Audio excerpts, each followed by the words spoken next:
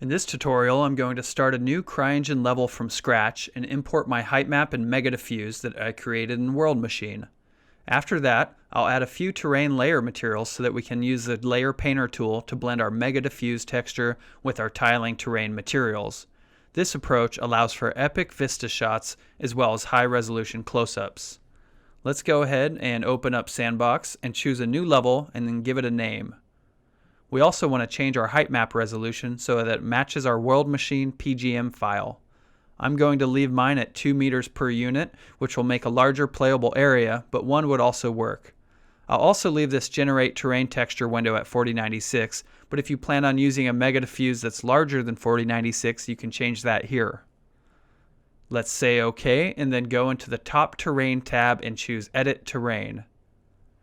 Next, go to the File drop-down and select Import Height Map. The height map should load relatively fast, and once it loads, I like to go to the Terrain tab and adjust the time of day settings. Once the time of day window pops up, just drag the purple slider over until you find some nice lighting that helps accent your terrain features a little more than the default. I'm going to try something like this. Okay, now we're ready to import our mega diffuse, so go back to the Terrain tab and choose Export Import Terrain Texture. Now, depending on the height map size and meters per unit setting, your tiles here might be a different size. The important thing is that these all add up to the total size of your mega diffuse texture, and in this case, 16 512s is the equivalent of my 2048 diffuse. If these don't add up to the size of your mega texture, then you can change the resolution by dragging all the squares and then clicking the Change Tile Resolution button down here at the bottom. To actually load your texture, just drag over all the squares, like this, and then click Import and locate your BMP texture. Next, hit the Close button and the texture should apply to the entire terrain. Now, in older versions of CryEngine, there was a glitch that required you to rotate the diffuse texture before importing, but that's no longer necessary. So as you can see, this texture looks great for the far read of the scene, but up close it's still blurry and we need to get rid of this annoying checkered pattern. To do this, I'm going to press M to bring up my material editor, and then I'll start typing in terrain in the filter so that we can find some terrain materials quickly. It's important that you only use materials that are meant for terrain, otherwise they won't blend correctly with our mega diffuse. I'm going to try one of these grass materials here. So I want to select it so that it's active, and then I want to go to the terrain menu again and choose Terrain Texture Layers. You can change the layer name here by double-clicking and typing in a descriptor. Now I want to position my material editor and the terrain texture layer onto the screen so I can quickly apply and swap out materials. To actually apply the material, make sure it's selected and then select the layer and choose Assign Material here. Now this first layer is where the checker pattern is coming from, so whatever material we assign to this, it'll be applied to our entire scene as a base. I usually make this something that tiles well and has a low contrast, so grass is a good choice since there's going to be plenty of that in my scene. This first grass looks pretty good, but it might be too manicured for this scene, so I'll just select a different grass and start cycling through them. These all come packaged with Sandbox and we'll use them for this example, but we'll create our own material later in this tutorial. It would be considered bad form if you included any of these assets in your scene without permission. To add another layer, just click this Add Layer button and select another material, then click the Assign Material button again. So as we set these up, you'll also want to paint some swatches down to test how they blend with each other. To actually paint these materials onto the terrain, we'll go over here to our roll-up bar and under the Terrain tab, we'll select the Layer Painter tool. At the bottom, you'll notice all the layers you've added via the Terrain Texture Layers window. Just select one and then adjust your brush radius and finally drag the hardness all the way to 0 so that the texture blends in with our mega diffuse rather than overwriting it. If you want to change an area's color, just do that in Photoshop and re-export your mega diffuse.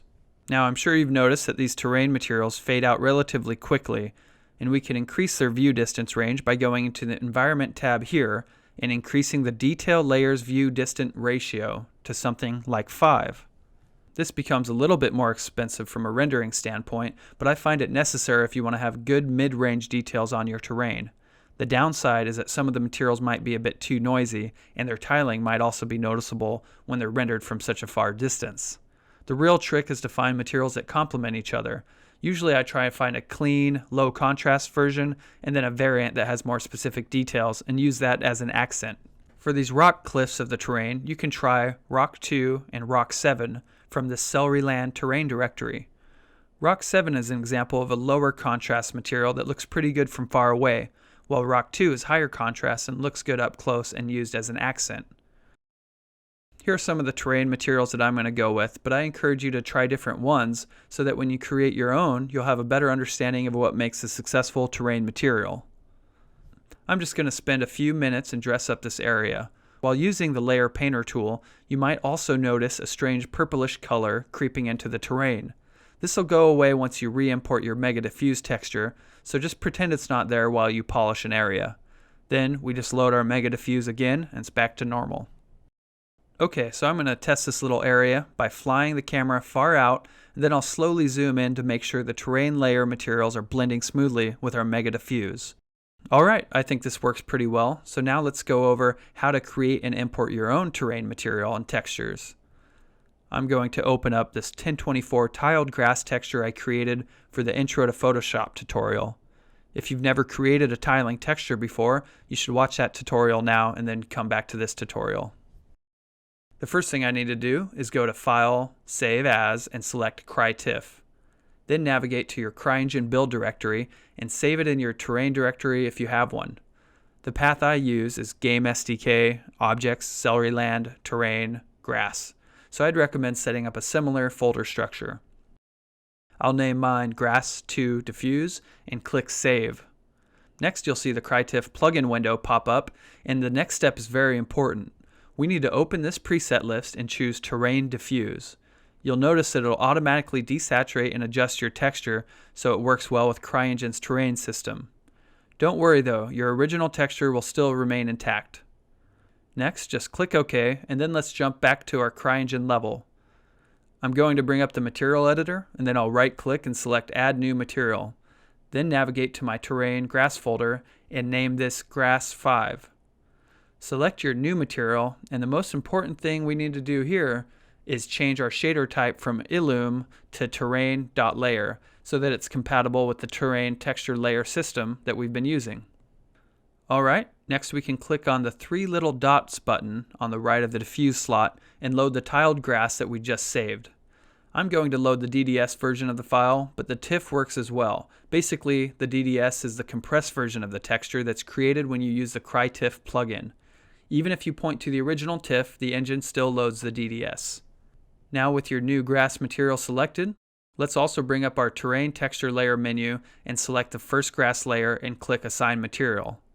Okay, so this looks alright, but I want to change the tiling amount so that the scale of the texture isn't so small. I'll go back to my material editor and expand the diffuse options here. Next, I'll expand the tiling option and change Tile U and Tile V to 0.25 so that it repeats 25% of the original amount. The tiling amount will be different depending on the texture size. So a 512 texture with a Tile U and Tile V set to 1 will be the same resolution as a 1024 texture with the tile value set to 0.25. The only difference is that 1024 will have more variety since it's repeating less. Now let's hit Ctrl G and run around the grass and make sure the scale looks alright. I think it's off to a good start, but it's looking a bit soft compared to some of these other terrain materials. To fix this, let's jump into Photoshop and apply a sharpen filter and resave the CryTiff. Should update immediately, and I think this is looking a lot better now. Now this material setup is about as basic as it gets. It looks okay, but let's add a normal map and specular mask so that the grass looks more clumpy and has more definition. To do this, we can hit Ctrl A to select our grass layer and then press Ctrl C to copy it into our clipboard. Next, open Crazy Bump and choose the Paste Photograph from Clipboard option and select the left shape so that it interprets lighter pixels as higher and darker as lower. I'm going to change my 3D preview to square, and then I'll adjust these normal map sliders so that I get some good large clump details. I'll start with something like this, but I'm sure I'm going to have to refine it once we check it out in CryEngine. I'll click Save down here on this disk and choose Copy Normals to Clipboard. Next, jump back to Photoshop and press Ctrl N and Ctrl V to paste the normal map that we saved from the clipboard. Now we want to go back into Crazy Bump and export a spec map and displacement map. So copy your normal map again and choose Paste Normal Map from Clipboard. Then we can click the Specularity tab and save out this spec mask that Crazy Bump generated from our normal map. Save this to the clipboard and paste it into our main grass Photoshop file, but keep Crazy Bump open so that you can jump back and also save the displacement map and paste that over as well. I'll copy my normal map over to this document and I'll save this as grass 2 working so that all the textures that we'll use for this material reside in one Photoshop document. Now let's save our normal map as a CryTiff within the grass folder, and when the CryTiff plugin pops up, choose normal map low quality so that the engine reads this correctly. If you accidentally save a normal map as the wrong preset, the shading will look harsh and inaccurate. Next, on the spec layer, I'm going to save mine as grass 2 spec and use the specular low quality preset. Lastly, we need to save our displacement, but first we need to copy it into our alpha channel because CryEngine reads the displacement maps from our alpha channel. Then I'll save it out and I'll name mine grass 2 height using the displacement map preset. Remember, the term height and displacement map are interchangeable. Alright, now we have all the textures to finish up our material, so let's jump back to the CryEngine level and plug them in. Bring up the material editor, use the filter to find our new grass, and then click the load button to add our normal map, spec map, and height map. Load the normal map in the bump map slot here. Okay, now it's time to tweak the textures and dial this material in. First, I'm going to tone down the normal map intensity. An easy way to do this is copy it back into Crazy Bump, adjust the intensity slider, and then save it to your clipboard. Now to evaluate our spec mask, we first need to brighten the spec color here so that we can actually see what's happening with the spec highlight. Okay, so after tweaking the textures a bit, I'm starting to like how this is looking. Our next step is to enable offset bump mapping or parallax mapping. This creates the illusion of more depth by using the normal map and height map to displace texture coordinates depending on your view angle. This technique works especially well on the ground since it's harder to get the camera close. For this to work, remember our height map needs to be saved using the displacement preset, and it also needs to be stored in the alpha channel rather than the RGB of the image. Then you need to open the shader generation params drop down and enable offset bump mapping. Let's zoom close to the ground so that we can evaluate its effect by dragging the OBM displacement slider. If you're not happy with the range of distortion happening, you can go back and add more contrast into your height map. You can also try the parallax occlusion option, but this is considerably more expensive and it can also be problematic from certain angles. Notice this far edge starts to look a little bit like jelly. That's a classic case of parallax gone wild. I'm going to stick with the regular offset bump mapping, so I don't want to worry about these jelly seams creeping up in the level. Another cool feature we can take advantage of when using offset bump mapping is the ability to adjust how our material blends with adjacent materials. Let's zoom over to this area where the grass butts up against a cliff. Next, we can adjust the blend factor and blend fall off here to make the transition crisper and smoother. It's basically using the values of our height map to determine how they blend together so you can make a more interesting edge by adding more contrast to your height map. Alright, so there we have our first terrain material complete with the spec, normal, and height map. Now we're ready to start adding some grass, trees, and rocks to the level, so be sure to check out our CryEngine vegetation tutorial next. Thank you.